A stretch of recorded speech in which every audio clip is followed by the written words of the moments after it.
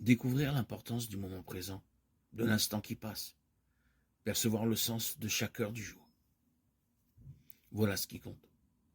Or, il n'est pas nécessaire d'être très psychologue pour savoir qu'il nous arrive bien souvent de nous évader du présent, de la situation où nous nous trouvons, de la monotonie de notre existence, pour nous réfugier dans le rêve.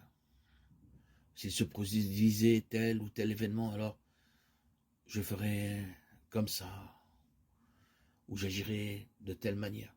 Si j'avais ça ou telle autre chose, je pourrais faire ce que je veux. Oui, dans l'imaginaire, dans le rêve. On ne peut que faire comme dit l'expression, imaginer faire des châteaux en Espagne. Avec un peu de psychologie, nous savons bien que des fois nous nous dérobons devant les exigences de l'heure ou du jour, devant ce qu'il nous faudrait faire maintenant et que nous ne devrions pas différer. Chacun de nous connaît également la tentation de tout laisser aller. Après tout cela n'a pas d'importance. Passons à autre chose.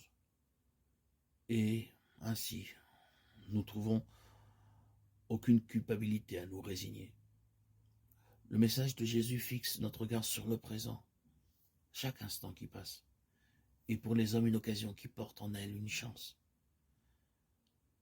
Cette chance, l'homme doit la mettre à profit.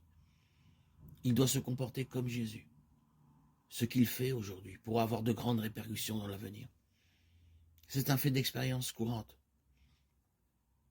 Une bonne parole, dite au moment opportun, peut être d'un vrai réconfort, alors qu'un propos malveillant est capable de faire beaucoup de mal.